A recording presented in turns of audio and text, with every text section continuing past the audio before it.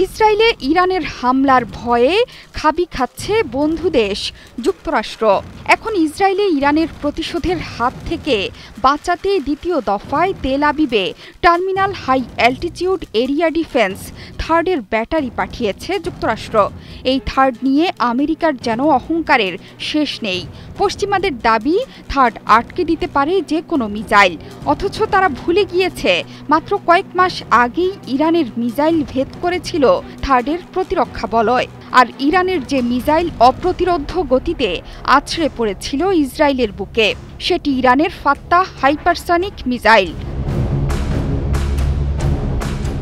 US এয়ারফোর্সের general Kenneth McKenzie 2023 সালে কংগ্রেসকে বলেছিলেন ইরানের কাছে 3000-এর বেশি ব্যালিস্টিক ক্ষেপণাস্ত্র আছে। ইরান শুধু ব্যালিস্টিক ক্ষেপণাস্ত্রই তৈরি করেনি, তাদের হাতে আছে অত্যাধুনিক হাইপারসনিক ক্ষেপণাস্ত্র। থার্ড কেন? বিশ্বজুড়ে হাইপারসনিক ক্ষেপণাস্ত্র মোকাবেলায় এখন পর্যন্ত কোনো প্রতিরক্ষা ব্যবস্থাই তৈরি হয়নি, অর্থাৎ হাইপারসনিক ক্ষেপণাস্ত্র ধ্বংসে এখন পর্যন্ত কোনো প্রযুক্তি তৈরি হয়নি কোথাও। মিলিয়নিয়ার অফারে ওয়ালটন ফ্রিজ কিনে আপনিও হয়ে যেতে পারেন মিলিয়নিয়ার। হাইপারসনিক ক্ষেপণাস্ত্র মোকাবেলা করতে সক্ষম এমন কোনো অপারেশনাল সিস্টেমও নেই এই পৃথিবীতে। খোদ মার্কিন কংগ্রেস বলছে এই ধরনের সিস্টেম 2034 সাল পর্যন্ত পাওয়া যাবে না।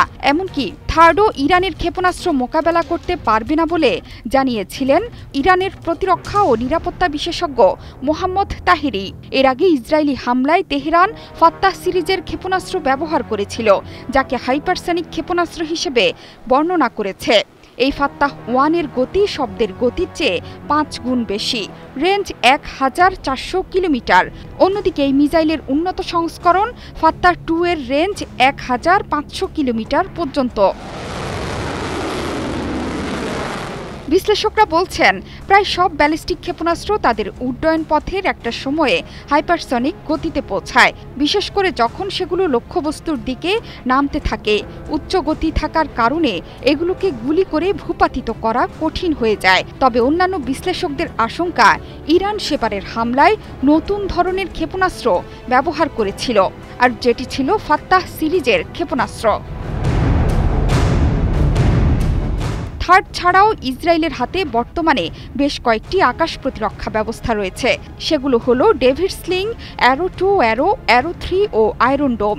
এর মধ্যে ডেভিড স্লিং, অ্যারো 2, অ্যারো 3 যুক্তরাষ্ট্রের সঙ্গে যৌথভাবে তৈরি করেছে ইসরায়েল।